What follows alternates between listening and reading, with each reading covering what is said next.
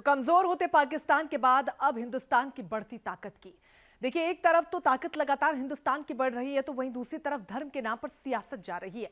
सवाल उठता है कि आखिर ओम और अल्लाह को एक करने की कोशिश क्यों हो रही है?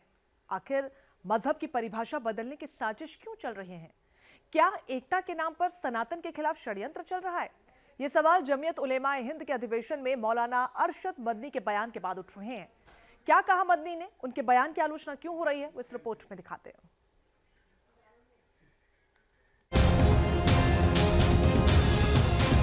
कोई कहता है कि शिव को पूजते थे, लेकिन उनके पास इल्म नहीं है।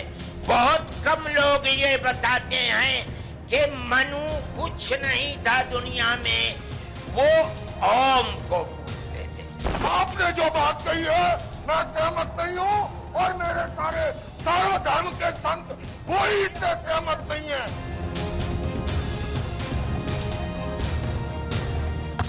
मदनी की भड़काऊ माचिस, एकता के नाम पर साजिश। ये धरती इस्लाम की जाए पैदाइश है।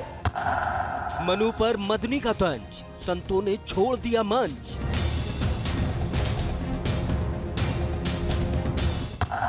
धर्म पर जहरीला ज्ञान, सनातन पर नया संग्राम।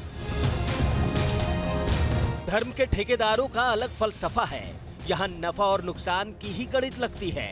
चुनाव नजदीक हो, बैठने को मंच, मुंह के पास माइक और सामने जनता हो तो बोल डालिए कुछ भी, फिर चाहे समाज बट जाए, हिंदू मुस्लिम एकता को आघात लग जाए, कोई फर्क नहीं पड़ता। धर्म की ठेकेदारी चलनी चाहिए। बाबा, इन्हीं को तो हम अल्लाह कहते हैं। दिल्ली में जमीयत का अधिवेशन था। मौका था सभी धर्मों में सद्भाव कायम करने का, भाईचारे को बढ़ावा देने का, मोहब्बत के फूल खिलाने का, मुल्क में अमन का पैगाम देने का।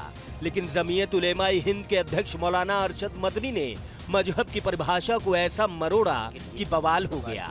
हमारा मजहब तो यही है कि हम तो अल्लाह को मानते हैं। दरअसल आरएसएस चीफ मोहन भागवत ने कहा था कि हिंदुओं और मुसलमानों के पूर्वज एक जैसे हैं, लिहाजा मदनी ने भी जवाब देने की ठान ली। मदनी ने कह दिया कि तुम्हारे पूर्वज हिंदू नहीं, मनु यानी आदम थे और आदम मुस्लिम थे, क्योंकि वो सिर्फ एक अल्लाह को मानते थे। कोई कहता है कि शिव को पूजते थे, लेकिन उनके पास इल्म नहीं है।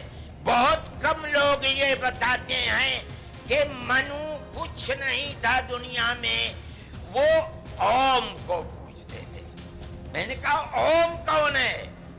बहुत से लोगों ने कहा कि वो एक हवा है जिनका कोई रूप नहीं है, कोई रंग नहीं है, वो दुनिया में हर जगह है, हवा हर जगह है।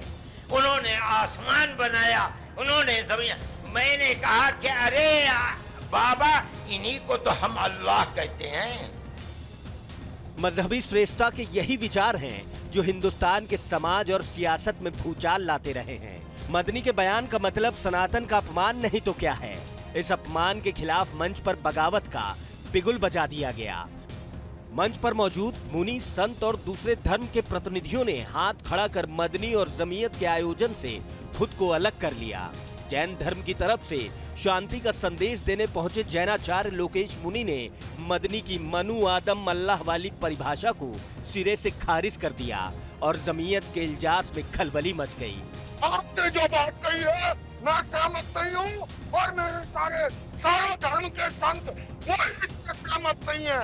हम केवल सहमत हैं, आपस में मिलजुल कर रहे। और इसके सिवा ये जो कहानी ओम मन्नू अल्लाह उसकी औलाद, ये फालतू की बातें हैं। सारा पलीता लगा दिया।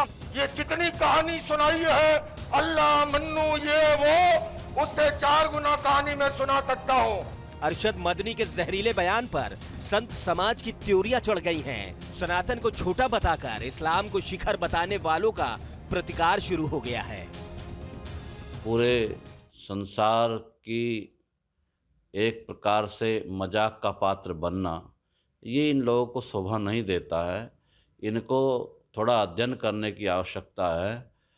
हिंदू धर्मावलंबी, क्योंकि सहिष्णु हैं सब लोग, इस देश में रहने वाले प्रत्येक व्यक्ति का हम सम्मान करते हैं और सभी धर्मगुरु अपनी अपनी उपासना पद्धति का पालन करते हैं। वो करते रहे, हमें कोई आपत्ति नहीं है।